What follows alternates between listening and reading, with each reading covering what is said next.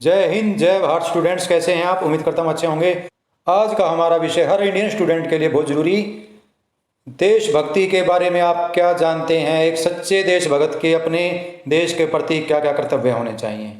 देशभक्ति का अर्थ यह एक ऐसी भावना है जो नागरिकों में अपने देश के प्रति होती है, अर्थात यह भावना प्रत्येक नागरिक के हृदय में उत्पन्न होती है।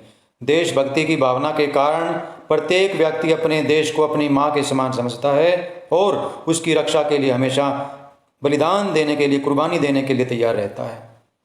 कवि सम्राट मैथिली शरण गुप्त ने भी सच ही कहा है, जो भरा नहीं भावों से बहती जिसमें रसधार नहीं, वह हृदय नहीं पत्थर है जिसमें स्वदेश का प्यार नहीं। कहने का अभिप्राय यह है कि अगर हमारे मन में अपने देश के प्रति प्यार नहीं है, उसकी भलाई करने के लिए सब कुछ निछावर करने की भावना नहीं, तो हमारा जीना बेकार है, व्यर्थ है। हमारा हृदय पत्थर के समान है। अतः देश की प्रत्येक वस्तु, व्यक्ति, रीति रिवाज, संस्कृति, सभ्यता आदि से प्रेम करना और उसकी रक्षा के लिए हमेशा तैयार रहना ही देशभक्ति है। देशभक्ति की भावना को विकसित करने के लिए यह जरूरी है कि हम इसकी रक्षा के लिए हमेशा तैयार रहें। अपने देश की महान परंपराओं, रीति रिवाजों, संस्कृतियों, देश काल व वातावरण आदि से गहरा संबंध बनाएं। अतः देशभक्ति का अर्थ है देश की अखंडता एवं सम्मान की रक्षा के लिए एक होकर अपने प्राणों का बलिदान करने के लिए हमेशा तैयार रहना। देश के प्रति नागरिक के कर्तव्य, एक सच्चे नागरिक का पहला कर्तव्य यही होना चाहिए कि हम जो भी कार्य करें उसे पूरी ईमानदारी व मान मर्यादा में रहकर ही करें।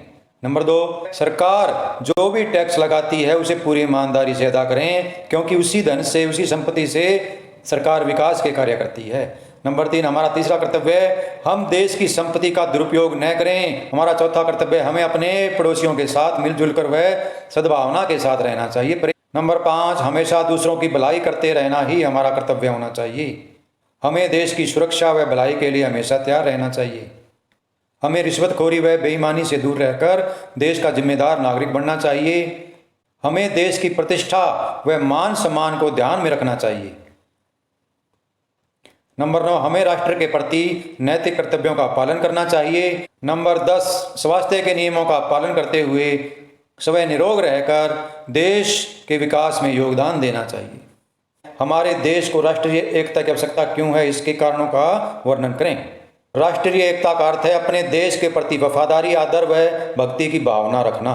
जब कोई व्यक्ति अपने देश की भाषा, सभ्यता, इतिहास, साहित्य, मूल्यों, रीति रिवाजों और परंपराओं से प्रेम करता है, उसके मूल्य व आदर्शों को अपने व्यवहार में अपनाता है, तो उसे राष्ट्रवादी कहा जाता है, देश प्रेमी कहा जाता है। राष्ट्रीय एकता वह शक्ति है जो देश के लोगों को एकता के सूत्र में बांधती है। देश के सभी नागरिक, चाहे वह किसी भी समुदाय, जाति, धर्म, भाषा या क्षेत्र से संबंध रखते हों, इन सब सीमाओं से ऊपर उठकर समुच्चे देश के प्रति वफादार हों। इसके लिए यदि उनको अपने हितों का भी त्याग करना पड़े तो उनके लिए उन्हें हमेशा तैयार रहना चाहिए। उनके लिए देश का हित ही सबसे ऊपर होना चाहिए।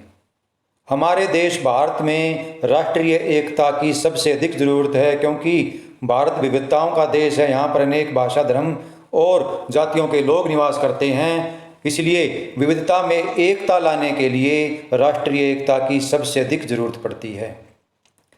नंबर 2, हमारे देश में अनेक धर्म हैं। सभी धर्म संप्रदाय समान व महान हैं अपने आप में, लेकिन अपने स्वार्थ के कारण कई बार इनमें टकराव हो जाता है। इसलिए धर्मनिरपेक्षता की स्थापना के लिए राष्ट्रीय एकता की आवश्यकता पड़ती है।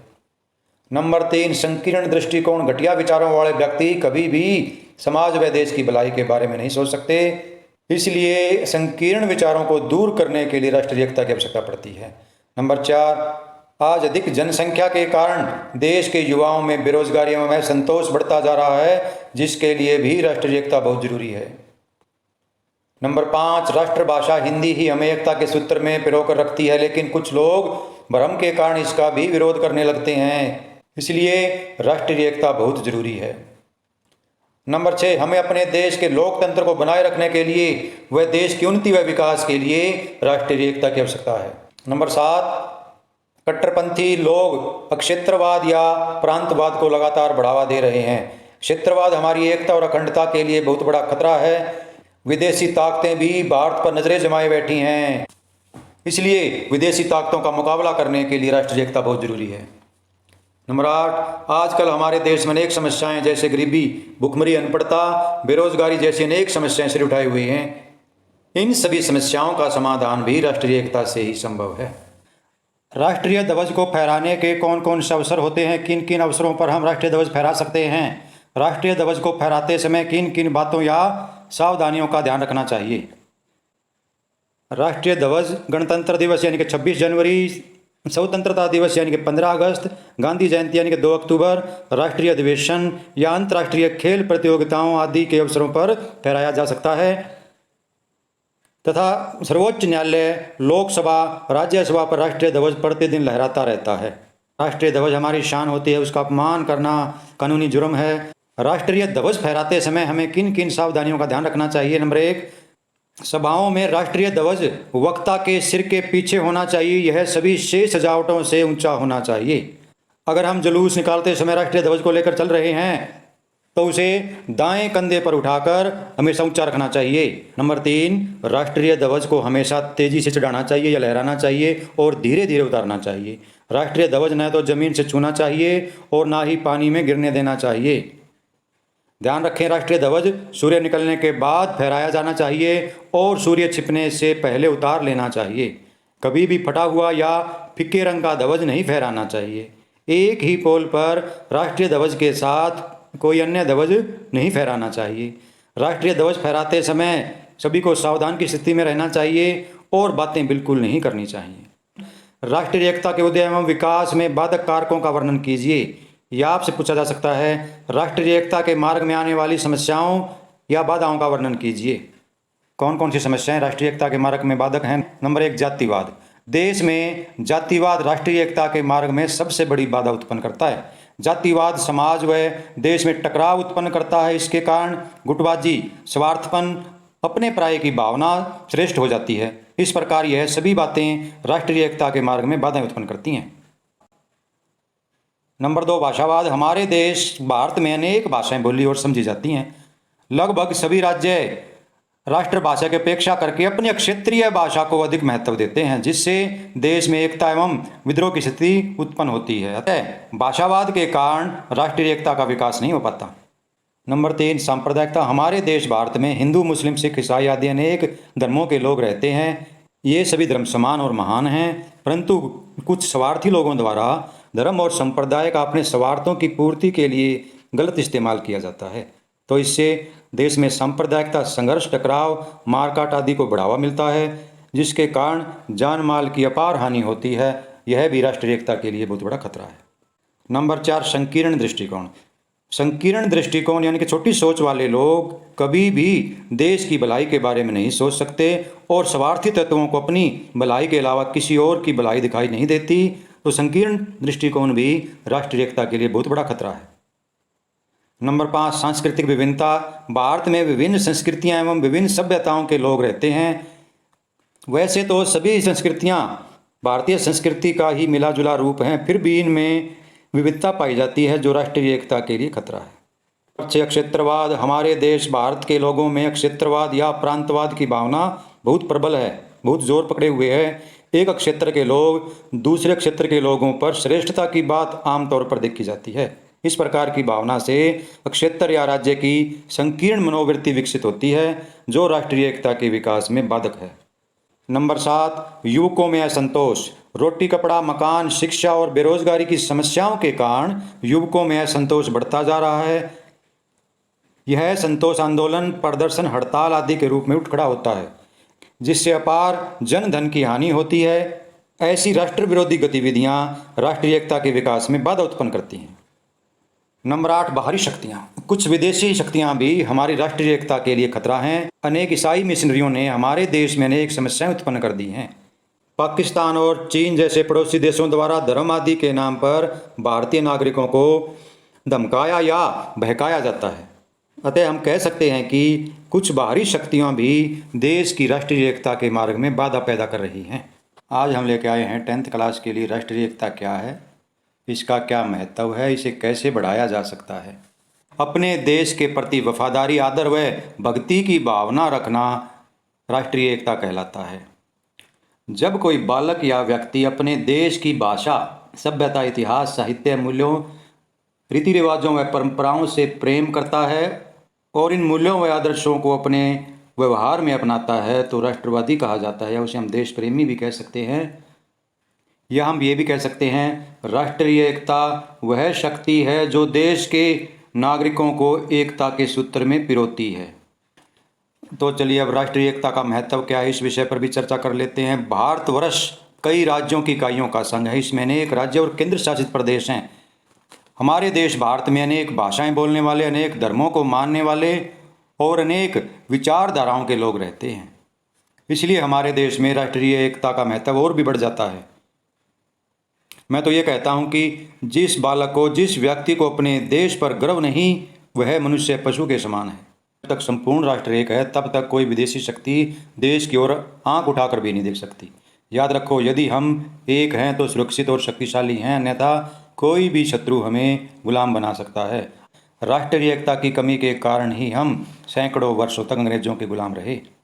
राष्ट्रीय एकता को बढ़ाने के तरीके या उपायों पर चर्चा कर लेते हैं। नंबर 1, भारत में अनेक धर्मों के लोग निवास करते हैं, रहते हैं भारत के अंदर, इसलिए हमें सभी धर्मों के विचारों का आदर करना चाहिए। हमें सदा मिलजुल कर प्रेम से रहना चाहिए। नंबर 2, देश की स्वतंत्रता राष्ट्रीय एकता पर निर्भर करती है। इसकी कमी से हमारी स्वतंत्रता को खतरा हो सकता है। इसलिए हमें सभी वैर विरोध भुलाकर एकता के सूत्र में बंध जाना चाहिए, क्योंकि राष्ट्र की उन्नति ही हमारी उन्नति है। देश के सभी नागरिकों का मुख्य कर्तव्य है कि हम राष्ट्रीय एकता को मजबूत करने के लिए तन, मन और धन से कार्य करें। हमें उन भावनाओं और विचारों से दूर रहना चाहिए जो राष्ट्रीय एकता को हानि पहुंचाते हैं। नंबर 4, राष्ट्रीय खेलों के माध्यम से भी राष्ट्रीय एकता को बढ़ाया जा सकता है। इसलिए सरकार को चाहिए और ग्राम पंचायत को भी चाहिए कि समय समय पर गांव में खेल प्रतियोगिताएं करवाते रहना चाहिए, क्योंकि खेलों के अंदर देश के प्रत्येक भाग से खिलाड़ी एकजुट होकर अपनी टीम को विजयी बनाने का प्रयास करते हैं। इस प्रकार के तालमेल से खिलाड़ियों एवं दर्शकों में राष्ट्रीय एकता का विकास होता है। नंबर 5, सांप्रदायिकता, जातिवाद, प्रांतवाद, भाषावाद, अनेकता आदि समस्याओं ने राष्ट्रीय एकता के विकास में बाधाएं उत्पन्न कर दी हैं। हमें इन समस्याओं का तत्परता से मिलकर समाधान करना चाहिए। हमें राष्ट्रभाषा, संविधान, राष्ट्रीय चिन्ह, राष्ट्रीय पर्व व सामाजिक मान्यता तथा उसकी उत्कृष्टता पर विशेष ध्यान देना चाहिए। तो चलिए आज हम वंदे मातरम का भावार्थ समझ लेते हैं। भारत के राष्ट्रीय गीत वंदे मातरम का भावार्थ इस प्रकार है। हे भारत माता, मैं आपके सामने नतमस्तक होता हूँ। हे माता, तेरे पानी से सिंची, फलों से लदी हुई फसलें और दक्षिण से आने वाली सुगंधित शीतल हवा हमारे मन को मोहित करती है। हे मातृभूमि, मैं तुझे बार बार नमस्कार करता हूँ। तेरी रातें चंद्रमा के समान सफ़ेद खिले हुए प्रकाश में प्रफुल्लित हो रही हैं। तेरी धरती खिले हुए फूलों से लदी है और हरे भरे वृक्षों के कारण सुशोभित हो रही है। तेरी मुस्कान और वाणी की मिठास हमें वरदान देने वाली, आनंद देने वाली है। हम तुझे बार बार नमस्कार करते हैं। तो हमारे राष्ट्रीय गान जन गण मन का अर्थ क्या है, उसका भावार्थ क्या है, आप अच्छे से समझ लें। हे परमात्मा, तू अनगिनत लोगों के मन का स्वामी है और भारत के भाग्य को बनाने वाला है। आगे आपने प्रिय देश का चित्र खींचते हुए कहा गया है कि हमारे प्रांतों पंजाब, सिंध, गुजरात, महाराष्ट्र, उड़ीसा, बंगाल और द्रविड़ क्षेत्र के लोग हमारे पर्वत विंध्याचल, हिमालय और पर्वत नदियाँ, गंगा, यमुना और विशाल समुद्र से उड़ती हुई लहरें तेरे नाम को जपती हैं। हे प्रभु, तेरे शुभ आशीर्वाद को प्राप्त करने के लिए हम प्रार्थना करते हैं और तेरे ही अनंत गुणों की महिमा के गीत गा रहे हैं। हे परमात्मा, तू सब लोगों को सुख देता है, तेरी सदा ही जय हो। तू ही भारत के भाग्य का निर्माता है, हम हमेशा तेरे ही गुण गाते हैं। राष्ट्रीय ध्वज के तीनों रंगों का क्या महत्व है, या राष्ट्रीय झंडे के रंगों की विशेषताएं लिखें, इनके बारे में चर्चा कर लेते हैं। ऊपर का केसरी रंग देश की ताकत और साहस को दर्शाता है। यह से रंग त्याग, बलिदान और वीरता का प्रतीक माना जाता है। बीच में सफ़ेद रंग की पट्टी धर्मचक्र के साथ शांति और सत्य का संकेत है। सफ़ेद रंग सच्चाई, शांति और पवित्रता का प्रतीक है। नीचे हरा रंग देश के विकास और भूमि की उर्वरता को दर्शाता है। हरा रंग हरियाली और खुशहाली का प्रतीक माना जाता है। राष्ट्रीय ध्वज का आकार 3:2 में होना चाहिए। सफेद रंग की पट्टी के बीच में नीले रंग का चक्कर है जिसके अंदर 24 तीलियां हैं। यह चक्कर भारत की निरंतर प्रगतिशील का प्रतीक है। इससे हमें 24 घंटे दिन रात मेहनत करने की प्रेरणा भी मिलती है। राष्ट्रीय एकता को बढ़ाने में शारीरिक शिक्षा एवं खेल कूद की भूमिका का उल्लेख करें। शारीरिक शिक्षा एक ऐसा साधन है जिससे राष्ट्रीय एकता को बढ़ावा मिलता है। यूनान में ओलंपिक खेलें शुरू कराने का उद्देश्य भी राष्ट्रीय एकता को ही बढ़ाना था। खेलों द्वारा मनुष्य एक दूसरे के संपर्क में आता है। खेलों द्वारा लोगों को एक दूसरे की भाषा, रहन सहन, विचारों का आदान प्रदान और एक दूसरे की समस्या को समझने का अवसर मिलता है। खेलें एकता और सद्भावना जैसे गुणों को विकसित करके राष्ट्र की कई समस्याओं को सुलझाने में सहायता करती हैं। राष्ट्रीय खेल प्रतियोगिताएं अलग अलग प्रांतों के खिलाड़ियों को एक मंच पर इकट्ठा करती हैं ताकि हर खिलाड़ी एक दूसरे को अच्छी तरह से समझ सके। खेल प्रतियोगिताओं के लाभ इस प्रकार हैं। नंबर 1, शारीरिक शिक्षा और भाषावाद। भारत में अलग अलग धर्मों, जातियों, संप्रदाय व अनेक भाषा बोलने वाले लोग रहते हैं। शारीरिक शिक्षा इन विभिन्नताओं के बावजूद राष्ट्रीय एकता में अपना योगदान देती है। नंबर 2, अनुशासन और सहनशीलता।